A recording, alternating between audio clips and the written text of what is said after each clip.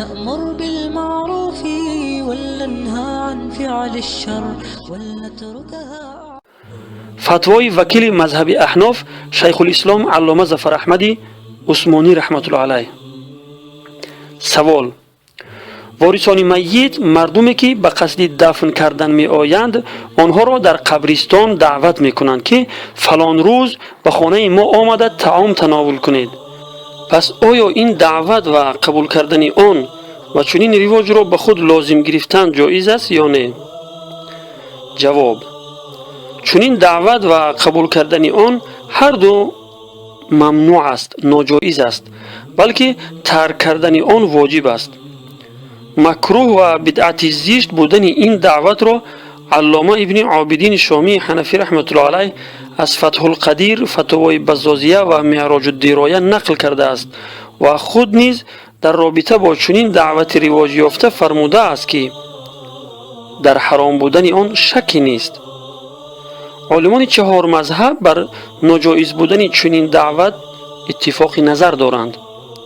در مسند احمد و ابن ماجه به سند صحیح این روایت منقول است که حضرت جریر ابن عبدالله بجلی رضی الله عنه فرمودند: ما یعنی از اهل اصحاب در خانه میت جمع شدن را از نیاحت یعنی با آوازی بلند گریستن میشماریدیم.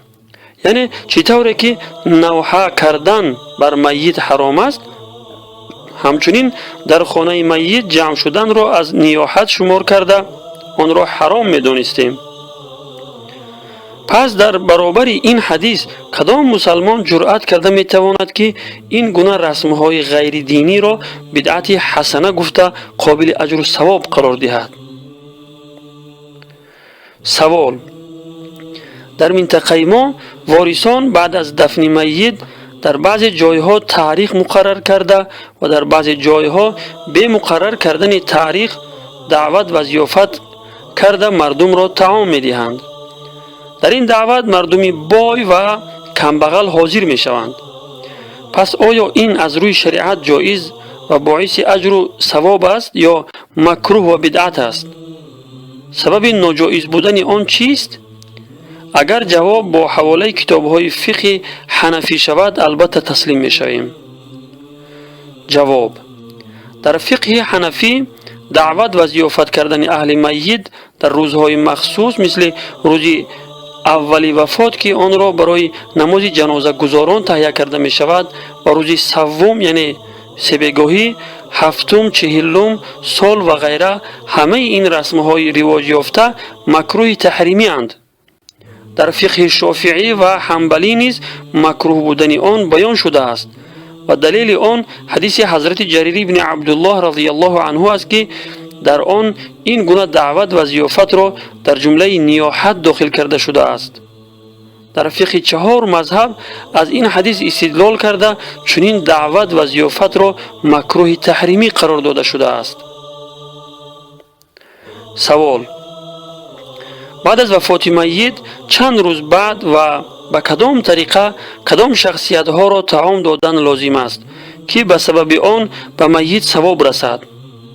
و آیا از آن طعام مردم ثروتمند و غیر مستحق زکات خورده می توانند؟ جواب: برای ایصال ثواب یعنی بخشیدن ثواب اعمال به گذشتگان هیچ روز یا وقت معین نیست. بنده مومن هر وقت که بخواهد به قدر توان بدون از کسی قرض گرفتن خیرات و صدقه کند. در آن طریقه مخصوص یا چیزی مخصوص نیست، بلکه آن طریقه‌ای که همیشه برای خیرات و صدقات است برای ایصال ثواب نیز همان است. شخصی ثروتمند را طعام دادن در صدقه داخل نمی شود. بغیر از روزی مصیبت و غم در روزی توی عروسی و غیره شخصی ثروتمند را طعام دادن جایز است، ولی او را نباید در آن طعامی که برای ایصال ثواب تیار کرده می شود شریک کرد. مکروه و ناجایز است. سوال: اگر شخصی از اهل خانواده بمیرد طعام و شراب آن خاندان را تا چند مدت نخوردن لازم است و چقدر منع است؟ جواب: هیچ مانعیتی نیست، به شرطی که به طریق یگان رسم و رواج نباشد و بعد از تقسیم میراث وارث بالغ فقیران را طعام داده باشد. اگر این خیرات از طریق مشترک ادا کرده شود که در آن یکی از وارثان نابالغ یا غایب باشند، قطعا حرام و ناجایز است. اگر شریکان میراث حاضر و بالغ باشند ولی از آنها کسی اجازت نداده یا از روی رسم و رواج از جهت شرم اجازت داده باشد، باز هم ناجایز است. بغیر از فقیران مردم ثروتمند را دعوت و ضیافت کردن به هر حال مکروه تحریمی و بدعت زشت است. برای ختم قرآن جمع شدن و دعوت کردن نیز ناجایز است. پس امروزها آن طریقه و رسمی که برای ایصال ثواب رواج یافته است ناجایز و بدعت گمراهی است. سوال: در دیار ما چنین رسمی است که اگر کسی وفات کند وارثان میت دوستان و برادران را جمع کرده برای خیرات 40 تاریخ مقرر میکنند و 35-40 روز بعد خیرات 40 میکنند و عموما برای آن یار و آشنای به قدر و مردم ثروتمند را دعوت میکنند. پس آیا با چنین خیرات به میت ثواب میرسد؟ و آیا برای صاحب طعام و مردم دعوت شده اجر و ثواب میرسد؟ یا به قول بعضی از علمای دین صاحب طعام و شخصانی که از آن طعام خورده اند همه گناهگار میشوند و به میت هیچ ثوابی نمیرسد؟ جواب: رسم مذکور بدعت زشت است و مردمی که چنین رسم را انجام میدهند گناهگار میشوند. اگر دعوت شده مقتدا باشد، یعنی شخص معروف و مشهور و پیشوای قوم باشد، طعام خوردن اون ناجایز است. اما شخصی که چنین نباشد بلکه حاجتمند و مستحق زکات باشد، برای او طعام خوردن از آن مباح است. آن شخصی که محتاج و فقیر نباشد برای او طعام خوردن مکروه است.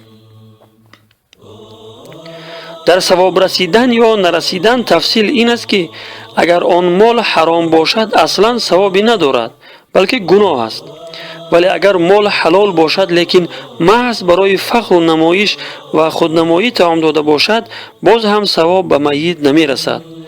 و چنانچه معلوم است اکثر مردم به همین خاطر خیرات میکنند، چون که مقصد آنها از این خیرات دوری جستن از طعن و ملامت مردم است، نه رضای خداوند. و اگر مال نیز حلال باشد و نیت هم خالص ولی در روزهای مخصوص مثل روز سوم، هفتم، 40 و غیره طعام داده باشد، از قاعده ها چنین معلوم می شود که ثواب طعام دادن به میت می رسد، به شرطی که وارث از مال حلال خود به خوشی دل صرف کرده باشد، نه از مال طریقه مشترک یا مال حرام. ولی به سبب انجام کار بدعت، یعنی مخصوص کردن روز برای بخشیدن ثواب، گناهگار می شود. اگر آن مالی که از آن طعام داده می شود از مال طریقه مشترک باشد، به هیچ صورت خوردن آن جایز نمی باشد. این صورت در کشور ما بسیار مشاهده می شود، چون که اکثر مردم نمی دانند که میراث را به طریق شرعی باید تقسیم کرد. یکی از وارثان صاحب حیثیت از پیش خود حصه ها تعیین کرده بین وارثان تقسیم می کند، ولی حصه خواهران را اصلا نمی دهد. عموما عادت چنین است که خانه میت، ماشین و غیره برای پسر خردی داده می شود، حالا آنکه در آن حق دیگر وارثان نیز شامل است و این هم بعد از خیرات روزهای مخصوص صورت می گیرد. تا وقتی که هر یک وارث اجازت ندهد خوردن آن حلال نمی باشد، به شرطی که هیچ یکی از وارثان غایب یا نابالغ نباشد. و یک شرط دیگر این است که از جهت شرم و عار اجازت نداده باشد، چون که اکثرا چنین می شود که در اول از جهت شرم حق خود را از میراث می بخشد و بعدا طلب می کند، بلکه با دل خوش اجازت داده باشد، اگرچه مردم ناراض شده بخیل گویند هم پروا نکند. به حواله امداد الاحکام جلد 1 صفحه 206-207.